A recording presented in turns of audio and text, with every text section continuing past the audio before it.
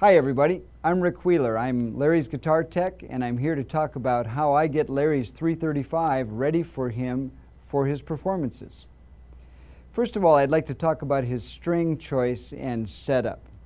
Larry likes D'Addario light top, heavy bottom, and the string gauges are from his first string through his sixth string, 10, 13, 17, 30, 42, and 52.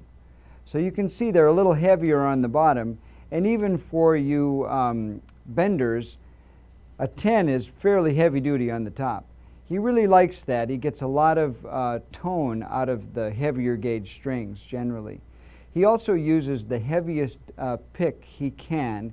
It's just a teardrop pick that is really designed to dig in a lot and get as much tone out of the string as possible. When we set Larry up, I often use this type of cable called a pop-free cable. This one I happen to wire myself just because they're slightly hard to find, but you can find them if you look really hard. But they've got a little toggle right here that automatically turns the cable off as you're pulling it out, so it never pops. It's okay to do that, to plug it in and out.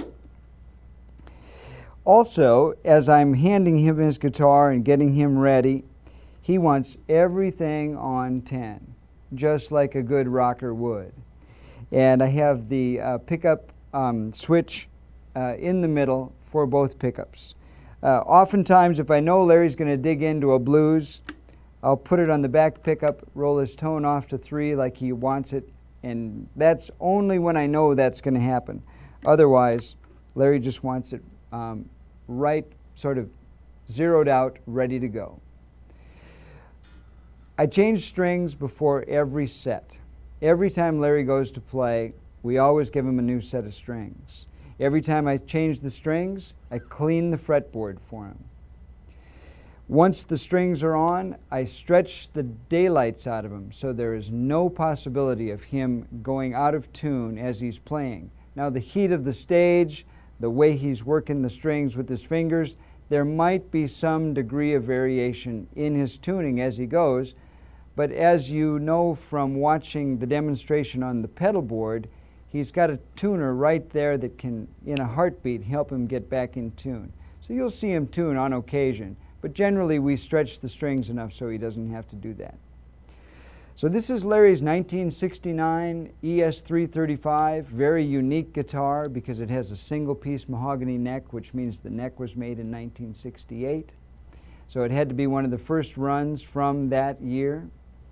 And when Gibson made his signature series model, they took this very guitar and made a mold of the guitar. So every guitar that's produced by Gibson for LC 335 model is exactly to scale with the exact same feel of this neck, and everything else is really tweaked to be just like this guitar. It's not old wood, of course, but it is.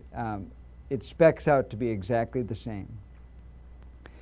So, once again, I'm Rick Wheeler. I really enjoy sharing this type of information with you. If you ever see me on the gig, feel free to come on up and talk to me and ask me more questions. I'm always happy to share information with you. Larry's 1969 335. It's been an honor and a pleasure. Thanks a lot.